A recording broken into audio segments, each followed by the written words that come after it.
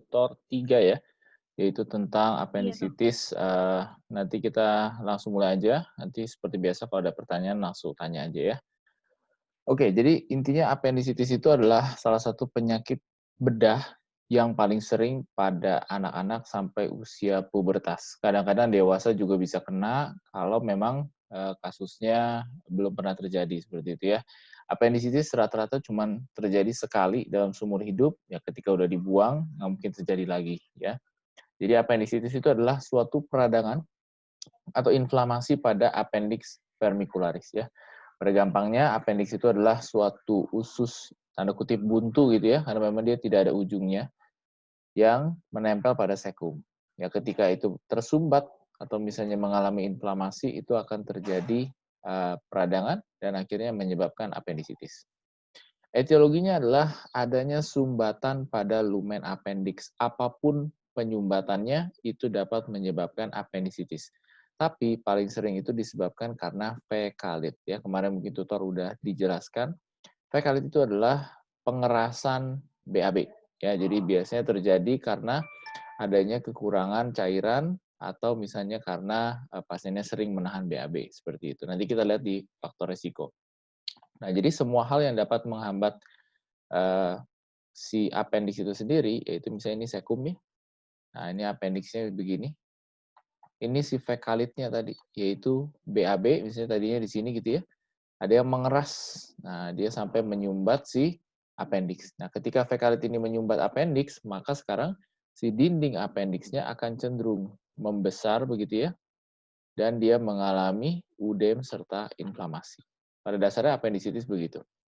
Penyebab yang kedua, mungkin juga dia desakannya bukan dari fekalit, tapi ada yang disebut sebagai follicle lymphoid ya, yang mengalami hiperplasia.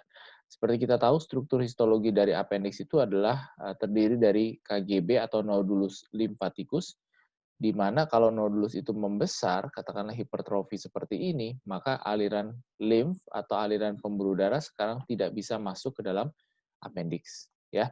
Jadi bisa juga disebabkan karena hiperplasia limfoid, tumor ini lebih jarang, dan yang lebih jarang lagi biasanya benda asing seperti biji-bijian kayak dari cabai ya, atau misalnya biji-bijian dari kacang-kacangan bisa, dan kadang-kadang bisa seperti parasit yaitu cacing dan entamuba histolitika yang penyebab dari diare amuba ya.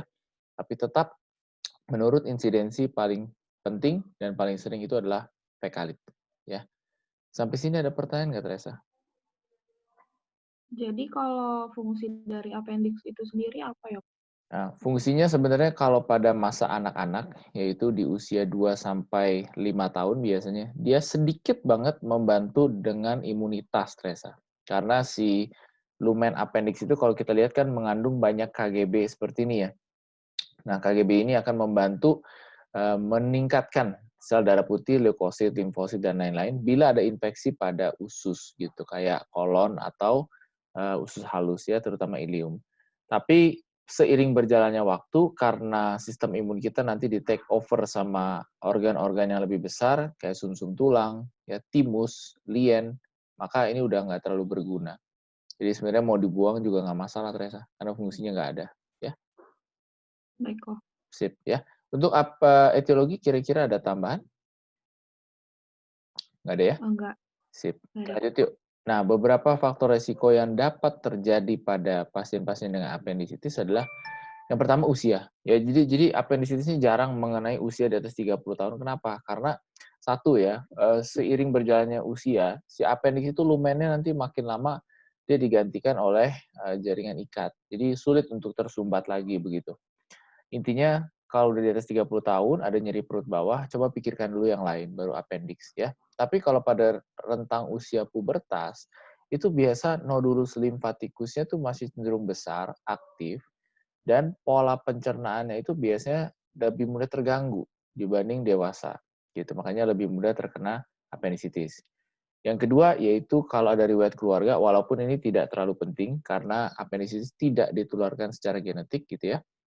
Ada pasien-pasien yang ada cystic fibrosis, ini penyakit autoimun, di mana saluran cerna dan saluran nafas akan membentuk jaringan ikat dalam jumlah yang sangat banyak, sehingga dapat menyumbat appendix. Ini jarang sekali. Yang lebih sering ini, ya, dietnya rendah serat, sering menahan BAB, kurang minum, begitu ya. Sehingga hal-hal ini akan meningkatkan yang namanya transit time di dalam usus Teresa. Transit time itu adalah kalau kita lihat gambar ini gitu ya, harusnya feses itu di dalam kolon katakanlah cuma 2 sampai 3 jam sampai keluar ke rektum misalnya. Tapi karena sekarang dia jarang makan sayur, jarang makan buah, kurang minum, maka sekarang si BAB ini tanda kutip delay gitu ya. Jadi dia bertahan lebih lama dari seharusnya bertahan di sekum. Tadinya 2 sampai 3 jam, sekarang bisa sampai 4-6 jam. Nah, kalau dia bertahan di sini lebih lama, maka kemungkinan feses ini mengeras dan membentuk fekalit itu lebih tinggi. Seperti itu ya. Jadi, kurangnya makan serat, kurangnya makan sayur, jarang minum dan menahan BAB, efeknya akan meningkatkan pembentukan fekalit, ya. Dari segi epidemiologi nggak terlalu ada yang penting, lebih, ditekankan ya dia menyerang insidensinya laki-laki sedikit lebih tinggi, 2:1 ya. Kemudian, pasien-pasien yang usia pubertas ke bawah itu cenderung lebih sering karena tadi faktor aktivitas dan juga ukuran dari si apendiksnya biasa masih lebih kecil, sehingga lebih mudah tersumbat ya. Tapi di luar dari itu nggak ada yang terlalu bermakna, ya. Nah, beberapa klasifikasi tambahan untuk appendix ini juga sebenarnya nice to know aja, karena appendix itu bisa kita diagnosis ada 2 ya. Yang pertama dari waktu, Teresa, itu biasanya appendicitis akut dan kronis. Appendicitis itu rata-rata pasti akut ya, jarang sih yang kronis. Artinya begini, appendix itu adalah usus buntu kalau dia meradang, pasti kurang dari 7 hari itu kemungkinan besar dia udah mengalami perforasi, pecah. Karena gejalanya hebat sekali, biasanya akan ketahuan secara langsung di hari pertama sampai mungkin hari ketiga atau keempat. Jadi jarang dia sampai kronis. Tapi pada beberapa kasus ada aja yang sampai kronis, yaitu biasanya nyeri perutnya bisa bertahan lebih dari 7 hari, bahkan sampai 14 hari, begitu ya, 1 sampai 2 minggu. Kenapa demikian? Mungkin obstruksinya parsial, gitu. Jadi tadi kan tersumbat di seluruh lumen appendix, jadinya dia bisa menyebabkan udem, ya, terus habis itu gangguan pembuluh darah dan lain-lain. Tapi kalau di sini obstruksinya cuma setengah mungkin gitu atau seperempat, sehingga masih ada aliran darah yang lewat walaupun sudah terjadi sumbatan, ya. Jadi itu yang pertama yaitu appendicitis akut dan kronis. Akut kurang dari 7 hari, kronis biasanya 7 sampai 14 hari, ya. Nah, satu lagi itu tambahan ini juga nice to know, appendicitis secara gambaran PA ya, karena setiap kita melakukan operasi appendicitis, ketika appendixnya sudah diangkat harus ditunjukkan ke keluarganya dan lalu dilakukan pemeriksaan PA. Tujuannya adalah kita ingin mengkonfirmasi apakah itu benar-benar appendix atau mungkin ada gejala tambahan misalnya kayak kelainan KGB, tumor seperti itu. Jadi kita harus konfirmasi dengan pemeriksaan PA ya. Yang pertama appendicitis sederhana. Maksudnya appendicitis sederhana di sini adalah Teresa, si appendix-nya ini cenderung, dikelilingi sel PMN biasanya, ada eksudat sedikit dan pus, ya, tapi tidak ada gejala-gejala tambahan. Berikutnya ada yang supuratif, kalau yang supuratif itu biasanya ditandai dengan pembentukan eksudat yang sangat banyak, gejala sistemik lebih berat ya. Ada yang gangrenosa, ini biasanya sudah disertai gangren atau warna makroskopik kehitaman, sel PMN-nya banyak sekali, dan bakteri biasanya lebih dari 10⁻5 ya. Nah, yang penting ada ini nih Teresa, appendicitis infiltrat ya. Appendicitis infiltrat adalah keadaan khusus di mana kalau kita gambarkan ya, kita tahu bahwa si appendix itu kan dilapisi oleh jaringan yang namanya mesoappendix ya Teresa ya. Nah, ini si appendix-nya. Mesoappendix itu adalah suatu di sini gitu ya, lapisan di mana dia mengandung arteri apendikular.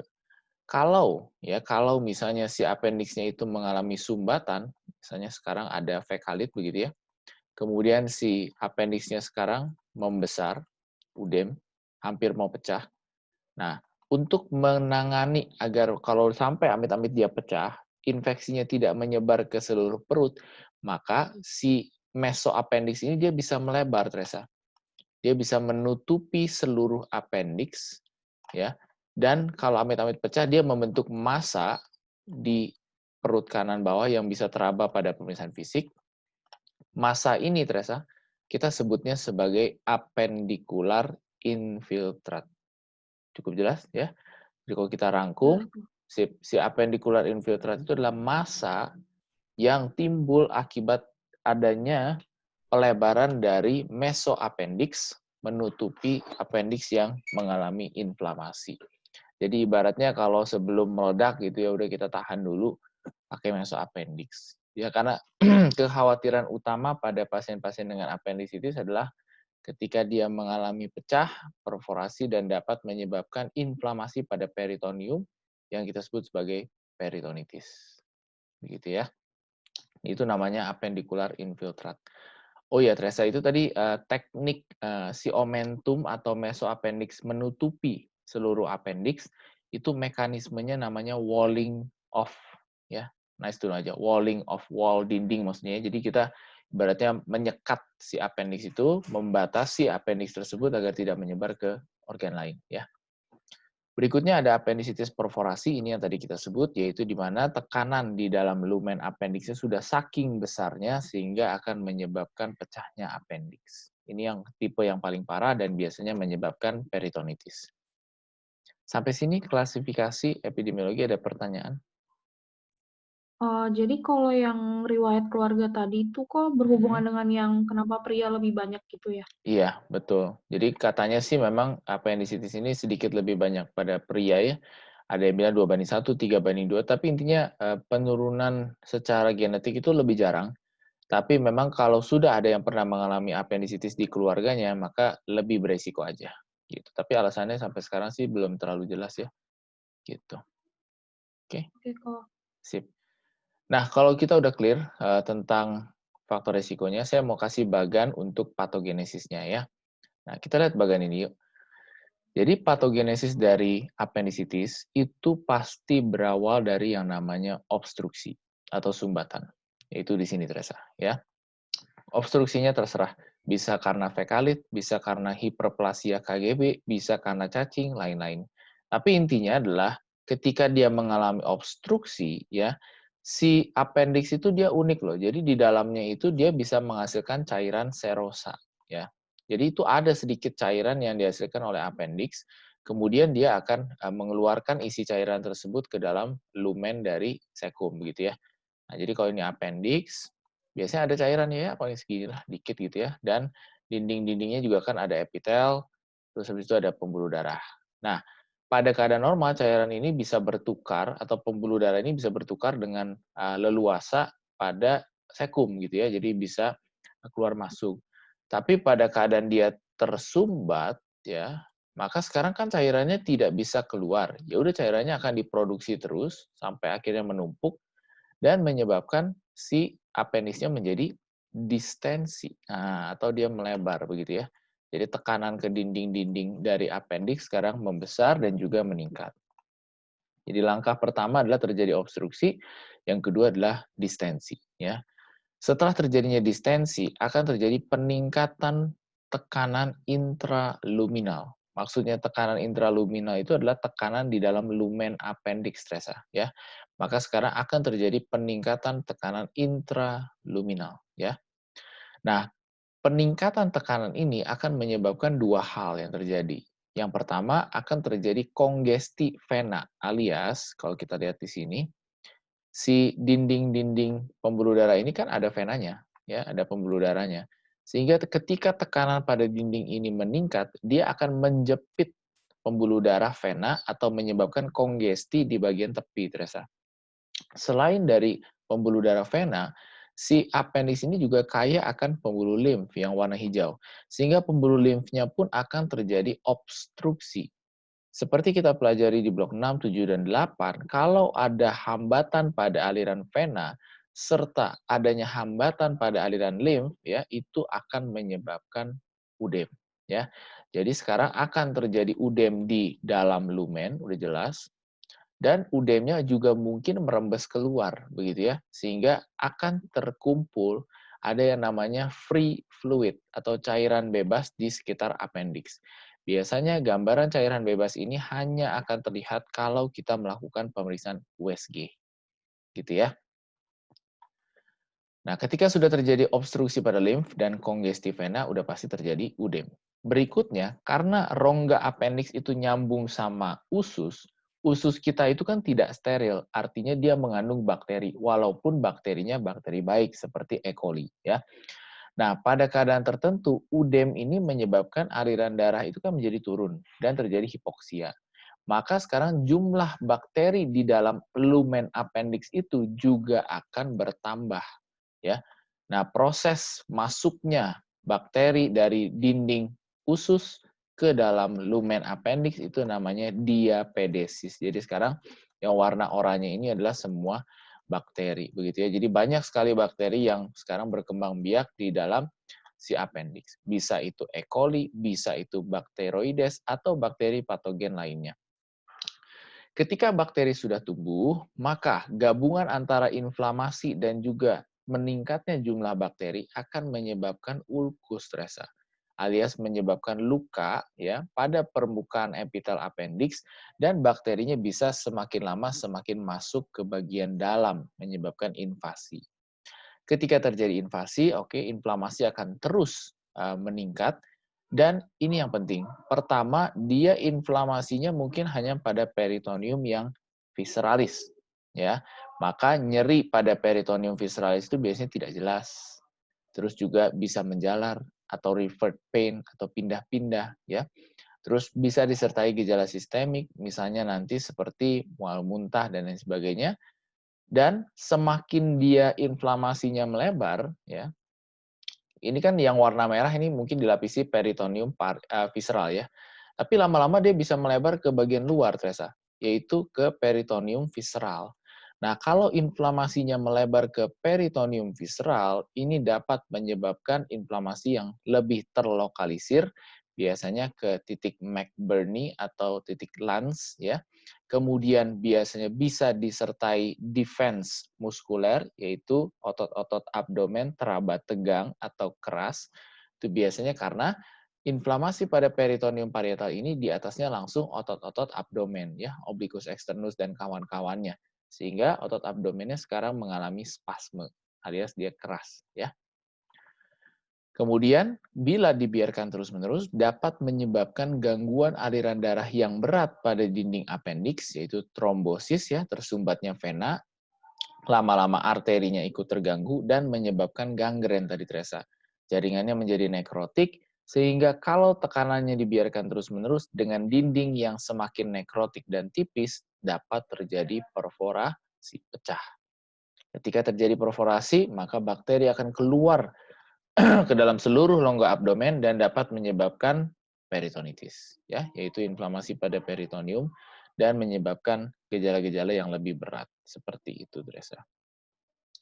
Untuk patogenesisnya, apakah ada pertanyaan? Jadi kan tadi appendix-nya kan tadi menggede duluan kok, Betul, membesar. betul, Setelah besar kan nanti dia jadi udem ya? betul, Berarti yang Udem. udem tuh udah besar, habis itu dia udem? Betul. Ya, jadi karena ada dindingnya gangguan gitu ya, dia udem di dalam, lama-lama kan si cairan itu kan ada limitnya gitu, Teresa. Sehingga sekarang yang terjadi dia bocor ke luar, gitu. Oke, Gitu. sip ya. Untuk lain-lainnya sampai ke tahap peritonitis dan kawan-kawannya udah jelas? Udah kok. Sip ya. Oke, berarti clear. Itu untuk patogenesis dari appendicitis. Pokoknya saya titip pesan kalau appendicitis itu yang tidak boleh terlewat ya. Kata-kata yang harus ada di patiennya itu pertama obstruksi dan distensi. Jadi tersumbat karena fekalis terus melebar. Yang kedua ada gangguan aliran vena dan limf akibat adanya tekanan yang meningkat. Dan yang ketiga baru terjadi keadaan gangren, terus ada bakteri yang meningkat sehingga menyebabkan perforasi. Ya, itu aja. Nah, kalau udah clear tadi soal untuk patogenesisnya, ini sama aja, jadi saya nggak akan bahas lagi. Ya, cuma di sini biasanya ditanya nih berapa lama sih proses untuk terjadi sampai proses tadi begitu ya. Nah, biasanya dia butuh 2-3 hari saja, jadi relatif pendek untuk mencapai udem yang hebat dan sampai terjadinya perforasi ya. Nah, mungkin di sini yang lebih khas lagi itu kenapa sih bisa kita temukan tanda-tanda yang kita temukan pada pasien appendicitis ya.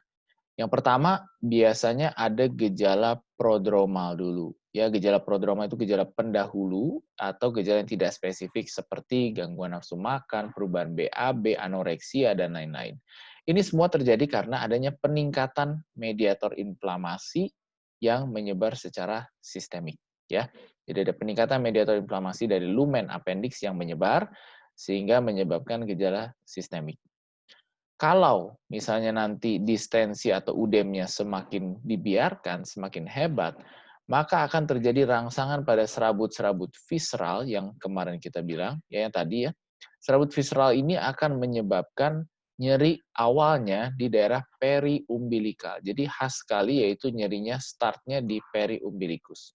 Kenapa? Karena persarafan dari abdomen, terutama di regio appendix itu sesuai persarafan midgut. Ya, jadi dia akan mengikuti dermatomnya sekitar torakal 10, yaitu sekitar umbilikus. Ya. Nah, semakin lama distensinya semakin hebat, berikutnya akan menyebabkan gejala sistemik yang semakin hebat seperti mual dan muntah, ya, dan diakhiri dengan adanya peningkatan inflamasi ke peritoneum yang parietal. Sehingga kalau sudah sampai ke peritoneum yang parietal, biasanya akan ada nyeri yang berpindah, yaitu dari nyeri umbilikus, sekarang pindah ke titik spesifik, bisa di titik Lanz atau di titik McBurney. Gitu ya.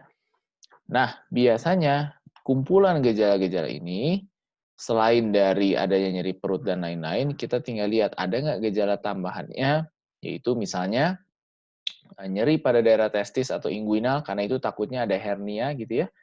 Terus ada kelainan BAK nggak? Karena beberapa kasus seperti ISK atau sistitis bisa menunjukkan gejala yang mirip gitu ya. Nah, untuk memastikan tanda-tanda ini apakah dia appendix atau bukan, maka kita lakukan satu pemeriksaan, itu yang namanya Alvarado score ya. Nah, ini dia Alvarado score. Jadi Alvarado score adalah kumpulan gejala yang bisa kita nilai di mana kalau misalnya skornya lebih dari 7 ya, maka udah boleh kita tentukan itu adalah appendicitis akut ya. Yang kita lihat yang terjadi adalah appendicitis point pain itu adalah nyeri tekan McBurney, leukocytosis dari pemeriksaan penunjang, vomitus, anoreksia ada ya. Rebound tenderness artinya ketika ditekan dan dilepaskan secara mendadak dia nyeri. Febris, hematologi yang meningkat atau adanya anemia misalnya. Terus berikutnya ada nyeri abdomen yang berpindah, migrating pain ya. Tolong bedakan revert pain sama migrating pain. Revert pain itu adalah nyeri yang menjalar. Kenapa bisa timbul nyeri yang menjalar? Karena ada saraf yang mempersarafi daerah yang sama gitu ya. Misalnya di daerah umbilikus. Di daerah umbilikus itu, saraf yang mempersarafinya adalah nervus phrenicus. Kebetulan nervus phrenicus itu juga mempersarafi diafragma yang menjalar sampai ke bahu. Jadi kalau ada kelainan di epigastrium, kadang-kadang bisa menjalar ke bahu. Kalau migrating pain itu nyeri yang berpindah, yaitu contohnya dari umbilikus pindah ke right lower quadrant, kuadran kanan bawah. Berarti begitu dia pindah, umbilikusnya masih nyeri atau enggak, Teresa? Enggak lagi kok kalau Ya, enggak. pindah. Betul, enggak lagi. Ya, karena ada perpindahan dari inflamasi pada peritoneum visceral ke peritoneum parietal. Ya, jadi jangan lupa itu kalau ditanya, kenapa bisa terjadi nyeri yang berpindah. Sampai sini untuk PATVIS dan GK-nya kira-kira ada pertanyaan enggak? Kan kalau yang dari tutor itu ada yang anoreksia ya, kok. Betul. Itu Mm. penyebabnya gimana? Kenapa Oke. bisa jadi anoreksia? Ya, jadi kenapa pasiennya bisa mengalami anoreksia? Karena terjadi sumbatan pada appendix yang pertama dan terjadi inflamasi. Nah, pelepasan mediator-mediator inflamasi itu, misalnya seperti TNF-alfa, interleukin 1, dia punya dua efek, Teresa. Efek yang pertama, yaitu dia akan menyebabkan kontraksi atau peristaltik GI tract akan meningkat. Sehingga dapat merangsang mual muntah, terus nafsu makan menurun. Itu teori yang pertama. Teori yang kedua adalah si mediator-mediator itu masuk ke dalam pembuluh darah sistemik dan mencapai otak sehingga mempengaruhi pusat nafsu makan di otak. Ya, jadi itu akan juga menyebabkan anoreksia, Teresa. Cukup jelas? Oke kok. Sip ya. Untuk gejala klinik yang lain, apakah ada pertanyaan seperti nyeri perut, migrating pain, leukositosis gitu ada nggak? Nggak ada kok. Cukup jelas ya? Oke. Yang penting dari modul appendicitis ini adalah cuma 3 sih sebenarnya Teresa. Yang pertama prasyarat ya, terus yang kedua patgen patvis, dan yang ketiga yaitu pemeriksaan penunjang terutama aspek fisiknya dan scoring Alvarado ya. Yuk kita lihat sekarang. Nah, cara kita memeriksa pasien-pasien dengan kelainan ini adalah ya kita lakukan anamnesis dan PF itu yang paling penting ya. Jadi di anamnesisnya kita ingin cari apakah ada nyeri yang berpindah, sifatnya akut, yang sifatnya timbul mendadak begitu ya. Kemudian kalau pada beberapa pemeriksaan tambahan fisiknya, yang pertama kita bisa lakukan auskultasi. Tujuan dari auskultasi ini adalah kita ingin lihat apakah bising ususnya masih positif atau tidak. Kalau bising ususnya masih positif, berarti prognosis baik. Kalau bising usus negatif atau mulai terjadi penurunan, berarti hati-hati itu bisa terjadi yang namanya ileus. Ya. Ileus itu adalah berhentinya kontraksi usus, Teresa. Bisa disebabkan karena dua, mekanik atau paralitik. Ya. Kalau yang mekanik itu biasanya karena ada obstruksi, bukan pada kasus ini. Yang kedua yaitu paralitik. Paralitik adalah keadaan di mana ususnya nggak mau bergerak lagi karena ada inflamasi atau kerusakan saraf. Nah, jadi yang pada apendisitis masuknya ileus paralitik ya. Yang kedua, jangan lupa juga kita palpasi dan perkusi seperti biasa, karena dengan palpasi dan perkusi kita bisa tahu apakah kira-kira ada peritonitis atau tidak. Tanda-tanda peritonitis itu ada dua. Yang pertama yaitu adalah nyeri perut yang hebat, mendadak, dan ketika diraba itu perutnya keras seperti papan. Kita sebutnya defense muskular. Ya. Atau pada perkusi biasanya akan terdengar atau terasa nyeri ketok yang hebat ketika diperkusi, itu lebih parah lagi. Ya. Pemeriksaan fisik berikutnya yang dapat kita lakukan adalah rectal touche. Ini jarang dilakukan tapi sebenarnya cukup efektif ya. Rectal touche itu adalah kita ingin meraba posisi appendix yang mengalami inflamasi. Biasanya ketika kita rectal touche, kita arahkan ke arah jam 9 atau jam 12. Kalau di daerah tersebut mengalami nyeri, maka positif kemungkinan ini appendicitis. Tentunya dengan scoring Alvarado yang tadi ya. Nah, yang paling penting adalah uji-uji atau tes yang spesifik untuk pasien-pasien dengan peritonitis ya. Saya rasa ini di anak klinis sudah pernah dibahas, jadi mungkin saya mengulang aja. Dan saya pengen menekankan kira-kira kalau hasilnya apa, tesnya seperti apa, begitu ya. Yang pertama yaitu kamu mesti tahu Teresa bahwa si appendix itu dia punya posisi yang sangat banyak ya. Jadi ada total tuh ada sekitar 6 sampai 7 posisi variasi anatomis appendix.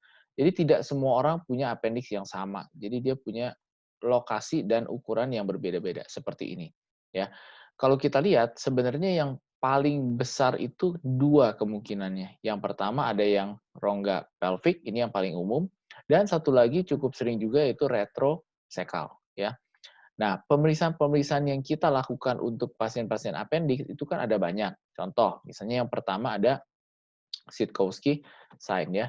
Sitkowski sign itu adalah cara pemeriksaan appendix yang biasanya dilakukan pada pemeriksaan fisik ya. Oh, ini gambarnya nggak ada ya. Ya, biasanya pasiennya agak miring begini, kemudian ditekan. Tujuan Sitkowski sign itu untuk meraba appendix yang bentuknya pelvic ya, atau yang bebas di dalam rongga perut. Kemudian kita juga bisa lakukan pemeriksaan nyeri tekan titik McBurney. Ini sama untuk menentukan yang pelvic.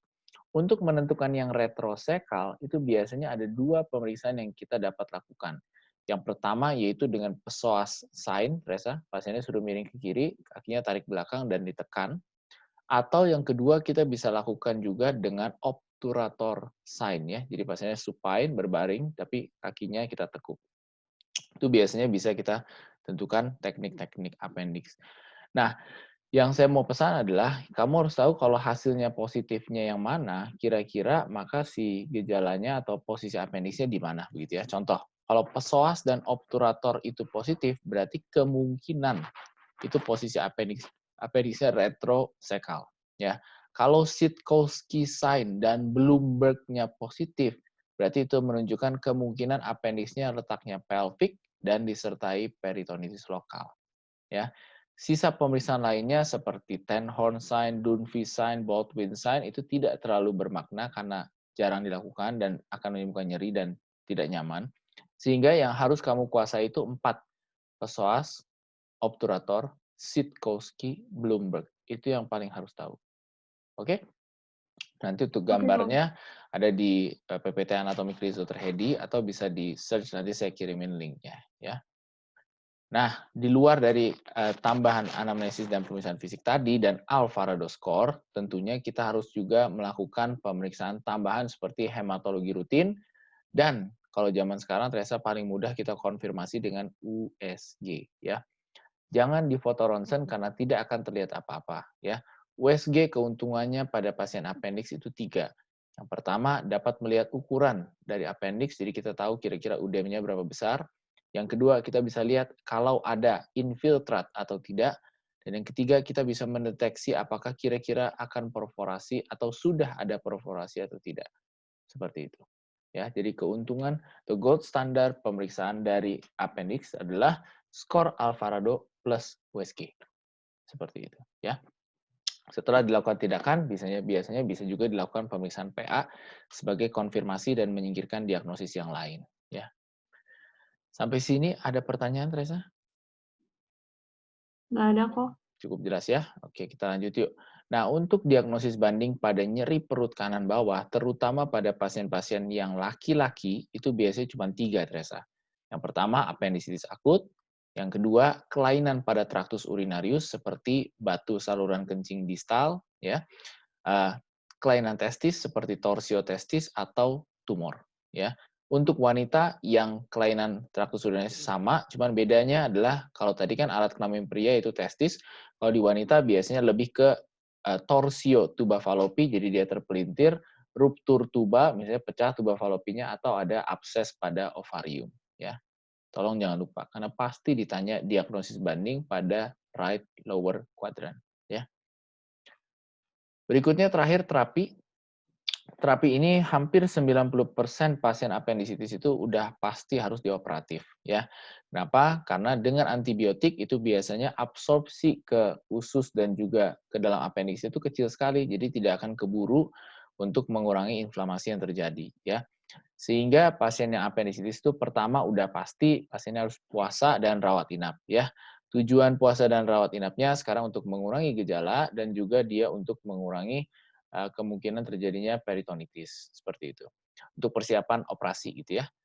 Kenapa harus puasa? Karena kalau kita mau operasi, pasiennya minimal puasa 6-8 jam untuk mencegah aspirasi. Gitu ya. Karena begitu dia dibius, nanti takutnya ada makanan yang naik dan tertelan ke dalam paru-paru. Berikutnya yang penting juga adalah berikan analgetik ya kalau diagnosis sudah tegak Teresa. Jadi jangan berikan analgetik dulu sebelum kita menegakkan diagnosis karena dapat menyebabkan yang namanya masking effect. Masking effect itu adalah suatu efek yang dapat terjadi karena pemberian obat analgetik terlalu banyak sehingga gejala nyeri perutnya jadi samar. Ya, jadi berikan analgetik bila diagnosis sudah tegak ya. Yang kedua, jangan lupa berikan antibiotik IV, bisa diberikan cefotaxime atau ceftriaxone, nanti dosis dan resep akan saya tuliskan. Udah pasti rujuk ke spesialis bedah atau ke bedah digestif ya. Kemudian berikan antibiotik tadi ya preoperatif ya. Artinya sebelum mulai operasi kita tetap suntikan dulu antibiotik dengan harapan itu antibiotiknya dapat bekerja dulu, inflamasinya agak reda sehingga operasinya lebih mudah. Karena takutnya kalau tidak kita berikan antibiotik, gitu dipotong atau dibuka itu bisa pecah. Itu bahaya ya. Nah, untuk teknik operasinya ada 2, Teresa, ada yang open appendectomy. Jadi operasi appendix itu namanya appendectomy ya. Appendixnya maksudnya appendix, tomy itu artinya mengangkat atau menggunting. Ada 2 metode, ada yang open appendectomy, ini yang metode lama ya. Skarnya lebih besar, penyembuhan sedikit lebih lama karena luka yang dibuat seperti ini, Teresa. Disayat, biasanya 3-4 cm, diangkat, terus dijahit ya. Kalau yang zaman sekarang udah lebih mudah, yaitu laparoscopic appendectomy. Cukup kita bikin 3 titik, satu di bawah umbilikus, satu lagi di kanan bawah, dan satu lagi di kiri ya. Ini biasanya dilakukan dengan bantuan alat dan teropong, sehingga luka atau insisi yang dibuat juga cenderung lebih kecil dan biasanya cenderung lebih singkat ya masa rawat inapnya seperti itu. Tapi tentunya ini dari segi biaya lebih mahal. Sampai sini ada pertanyaan? Berarti obatnya itu semuanya pakai diinfus gitu ya, Kak? Betul, semuanya diinfus dan dilakukan persiapan bedah gitu. Jadi ini tuh kalau Mmm. kita sebut ya Teresa, ini semua terapinya itu adalah langkah-langkah persiapan bedah. Di sini ada satu poin yang kurang menurut saya, yaitu ada langkah-langkah persiapan pra bedah, Teresa. Itu kamu pasti ditanya ya. Jadi langkah-langkah persiapan pra bedah itu ini udah betul, cuma ada pemeriksaan penunjang yang harus kamu lakukan sebelum pembedahan. Di antara lain tuh ya, boleh diingat, nanti ada di coding ini dan di filenya. Yang pertama yaitu fototoraks, ya, itu harus dilakukan prabedah. Hematologi rutin, fungsi ginjal, fungsi hepar, koagulasi darah seperti BT, CT, PT, APTT gitu ya, karena takutnya kan nanti disayat bisa ada gangguan perdarahan, bahaya. Kemudian persiapan cek golongan darah, resus, dan cross match. Karena sewaktu-waktu bisa saja terjadi kebutuhan untuk transfusi ketika operasi. Itu jadi baiknya kita persiapkan terlebih dahulu. Gitu ya. Dan satu lagi jangan lupa juga cek GDS, GDP. Jadi hampir semua kita lakukan pemeriksaan untuk mempersiapkan ini stabil di dalam keadaan operasi seperti itu. Ya. Persiapan atau pemeriksaan prabedah jangan lupa ya. Oke, untuk terakhir pencegahan dan komplikasi, ya pencegahannya cukup biasanya ya hindari menahan BAB, asupan minum harus cukup, diet tinggi serat, dan konsumsi buah seperti biasa ya. Komplikasi, ini yang penting juga, yang utama dari pasien mengalami apendisitis itu pertama adalah perforasi, yaitu yang kita paling takutkan. Perforasi dan peritonitis itu nomor satu. Yang kedua bisa terjadi infiltrat, yaitu tadi adanya massa yang dapat teraba secara pemeriksaan fisik yang mungkin menimbulkan nyeri dan biasanya tidak nyaman. Yang kedua abses, ini ketika massanya dia menghasilkan pus yang cukup banyak, dapat terjadi perforasi. Shock, penurunan tensi dan kesadaran, biasanya ad causa septic ya. Ini karena bakteri yang ada di dalam pembuluh darahnya banyak sekali. Yang ketiga yaitu emphysema atau mesenteral pyema, artinya ada pus atau sel-sel radang atau eksudat yang menyebar ke hepar dan peritoneum. Dan yang terakhir yang sudah kita sebutkan tadi adalah ileus, biasanya cenderung mekanik sampai paralitik ya. Ini biasanya paralitik sih. Seperti itu Teresa. Ada pertanyaan? Nggak ada kok. Cukup jelas ya. Untuk prognosis sih relatif baik. Kalau udah dioperatif, dubia ad bonum semuanya. Bahkan ad bonum sih sebenarnya jarang sekali ada yang komplikasi kalau sudah dioperasi. Yang biasanya dapat terjadi selama operasi itu komplikasinya mungkin sedikit perdarahan, luka, dan infeksi. Ya, tapi di luar dari itu prognosis baik dan tidak akan berulang. Paling itu untuk terapi dan juga modul apendisis secara keseluruhan. Ada pertanyaan lagi terakhir mungkin? Nggak ada kok. Nggak ada ya? Oke, kalau udah clear, paling nanti saya cantumkan di emailnya yaitu resep obat sama persiapan atau pemeriksaan prabedahnya sama recording ini akan saya kirimkan langsung ya. Oke, Baik Teresa. Kak. Makasih ya. Makasih Kak. Yuk.